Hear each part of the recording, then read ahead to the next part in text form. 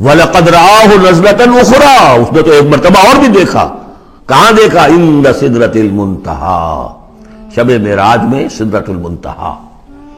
کوئی بیری کا درخت ہے، وہ کیسی بیری ہے؟ ساتویں آسمان کی بیری. وہ آخری حد ہے، مخلوق کوئی اس سے آگے نہیں جا سکتی.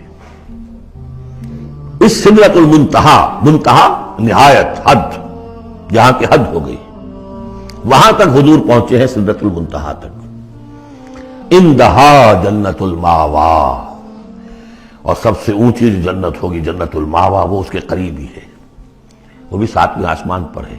یہ تو درجہ بدرجہ ترقی ہوتی جائے گی نا.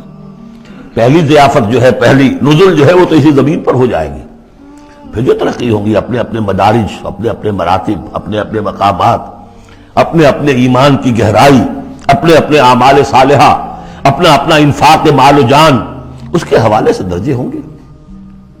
اندہا جنت الماوا اذ یغشی السدرۃ ما یغشی، جبکہ ڈھانپے ہوئے تھا اس بیری کو جو ڈھانپے ہوئے تھا. اب تمہیں کیا بتائیں کیا ڈھانپے ہوئے تھا، تم نہیں سمجھ سکتے. دیکھیں کس طریقے سے اذ یغشی السدرہ، کوئی انوار الہیہ کا کوئی ایسا نزول ہے وہاں جو زبان سے ادا نہیں ہو سکتا. کوئی الفاظ نہیں ہے کہ جو ان کی تعبیر کر سکے. اس پر انوار الہیہ کا کوئی نزول ہے. اذ یغشی السدرۃ ما یغشی، جبکہ چھایا ہوا تھا اس بیری کے اوپر جو چھایا ہوا تھا، جبکہ ڈھانپا ہوا تھا اس بیری کو جس نے ڈھانپا ہوا تھا. ما زاغ البصر وما طغی، نبی کی آنکھ اس وقت نہ کج ہوئی نہ حد سے بڑھی. یہ دو انتہائیں ہوتی ہیں. ایک تو یہ کہ آپ کسی انٹینس لائٹ کو فیس نہ کر سکے تو نگاہ ہٹائیں گے، آپ یہ جھپک لیں گے، فیس نہیں کر سکتے اگر آپ میں ہمت نہیں، استعداد نہیں ہے.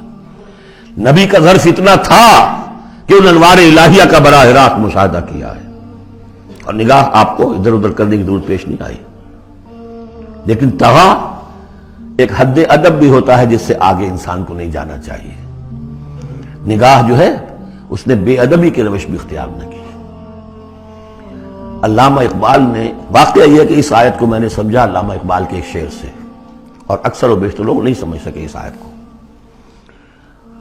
ذوق و شوق کے نام سے جو ان کی نظم ہے بال جبریل میں، وہ میرے نزدیک ان کے شاعرانہ جو ان کی استعداد ہے اس میں بلند ترین نظم ہے. وہ جہاں تک پیغام ان کا جو ہے امت مسلمہ کے لیے، اس کے لیے ابلیس کی مجلس شورا، وہ کلائمیکس ہے، اور وہ ہے بھی ان کے آخری زمانے کی نظم ہے. سن 36 میں انہوں نے کہی ہے.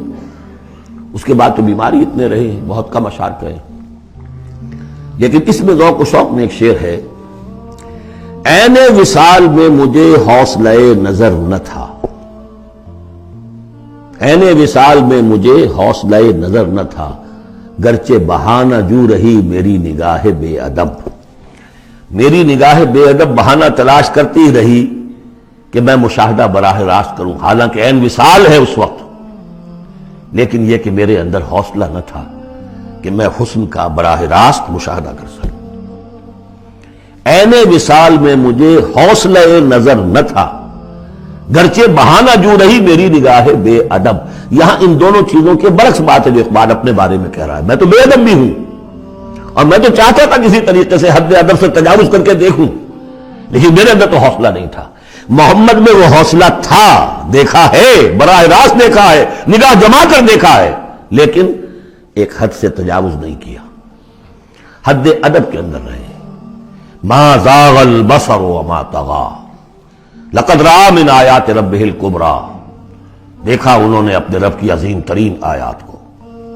اب وہاں جا کر جو مشاہدہ ہوا ہے وہ تو اللہ کی عظیم ترین آیات کا ہے.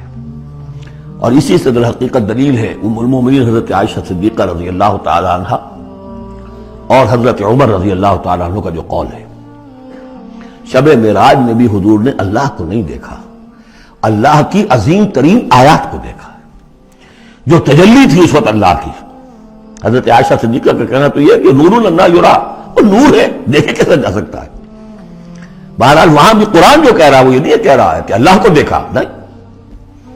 جیسے کہ وہ جو شب معراج میں پہلا سفر کا حصہ تھا زمینی، مسجد حرام سے مسجد اقصی تک، سبحان الذی اسریٰ بعبدہ لیلا من المسجد الحرام الى المسجد الاقصی الذی بارکنا حولہ لنریہ من آیاتنا.